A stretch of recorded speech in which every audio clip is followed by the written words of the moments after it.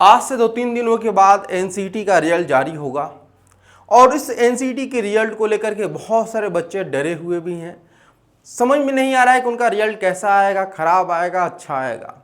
तो ऐसे स्टूडेंट के लिए एक मोटिवेशनल शायरी है कि ये संघर्ष सिर्फ पाने का नहीं है, ये संघर्ष खुद को साबित करने का है, ताकि हम लोगों को बता सकें कि कमज़ोर हम नहीं, हमारा वक्त था।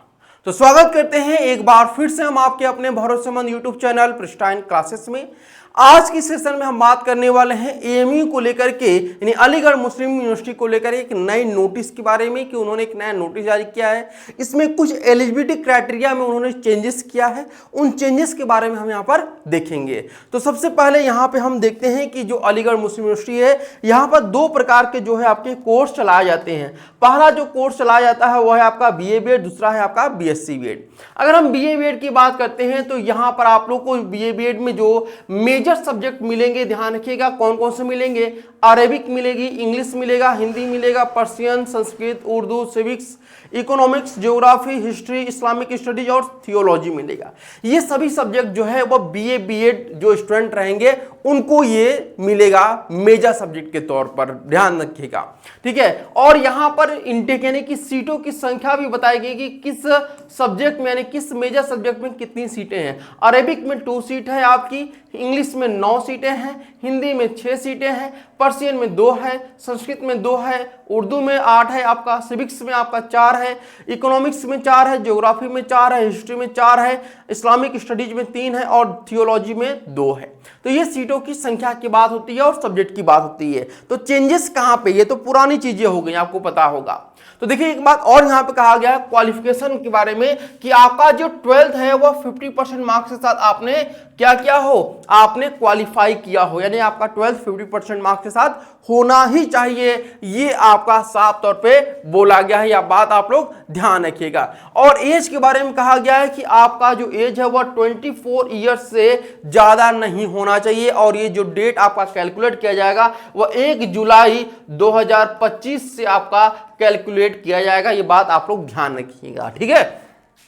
आगे यहां पर कहा गया है कि वही स्टूडेंट एएमयू से बीए बीएड करने के लिए एलिजिबल होंगे जिन्होंने की एनसीईटी का जो एग्जामिनेशन हुआ है 2025 का, उसमें उन्होंने लैंग्वेज में, अगर हम बात करते हैं लैंग्वेज 1 में आपका उन्होंने क्या लिया हो, इंग्लिश लैंग्वेज एंड लिटरेचर लिया होगा। अगर आपने लैंग्वेज 1 में इंग्लिश लैंग्वेज एंड लिटरेचर नहीं लिया है तो फिर या लैंग्वेज 1 या लैंग्वेज 2 दोनों में से आपका एक सब्जेक्ट एटलीस्ट जो है इंग्लिश लैंग्वेज एंड लिटरेचर होना ही चाहिए। और दूसरा लैंग्वेज आपका इसके अलावा कोई भी ले सकते हैं, ये आपके ऊपर है, लेकिन ये कंपलसरी कि आपका इंग्लिश लैंग्वेज लिटरेचर होना चाहिए। अगर नहीं लिए हैं तो फिर एडमिशन के लिए एलिजिबल नहीं है। अगर आपने उर्दू भी लिया हुआ है, उर्दू के साथ इंग्लिश कम्युनिकेशन लिया है तो भी आप एलिजिबल नहीं रहेंगे, क्योंकि यहाँ पे साफ तौर पर बोला गया है इंग्लिश लैंग्वेज लिटरेचर होने चाहिए।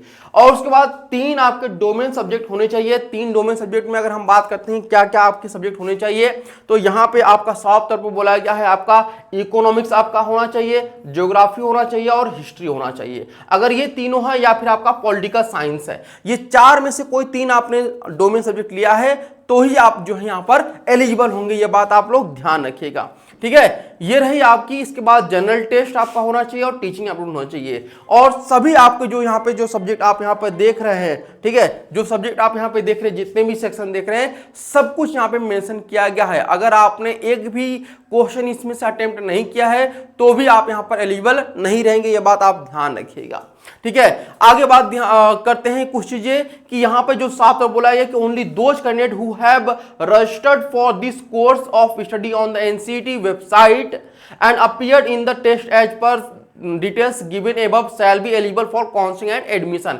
यानी ये जो आपका दिए गए सब्जेक्ट ये अगर आपने लिए हुए हैं तभी आप एलिजिबल होते हैं बीए बीएड करने के लिए एएमयू से। अब बात करते हैं यहाँ पर हम बीएससी बीएड को लेकर के। तो बीएससी बीएड में देखिए 3 प्रकार के यहाँ पे आपको कोर्स देखने को मिलते हैं, मेजर सब्जेक्ट मिलेंगे।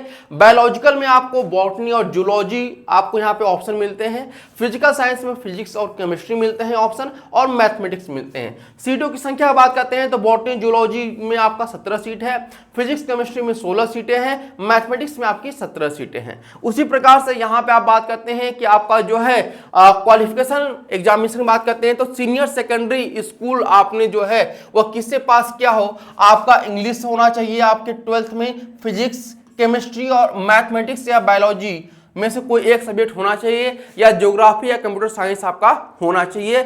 इन सब के साथ आपका 50% मार्क्स होना चाहिए, तभी आप एलिजिबल होंगे। साथ में यहाँ पे कहा गया है कि for admission BSc BEd with physics and mathematics as major subject the candidate should have pass mathematics the qualifying examination. यानी आपने जो 12th है वह मैथ्स से किया है, तभी आपको जो है फिजिक्स और मैथमेटिक्स मेजर सब्जेक्ट के तौर पर मिलेगा।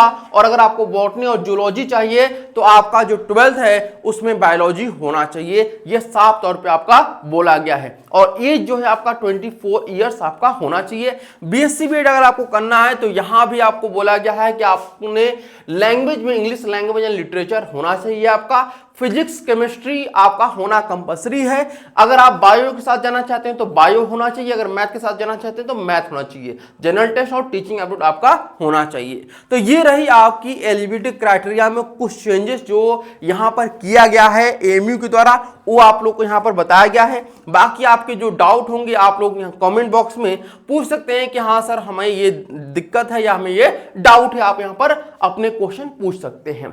ठीक है, तो आज के लिए इतना ही, फिर मिलते हैं नेक्स्ट सेशन में, तब तक के लिए धन्यवाद।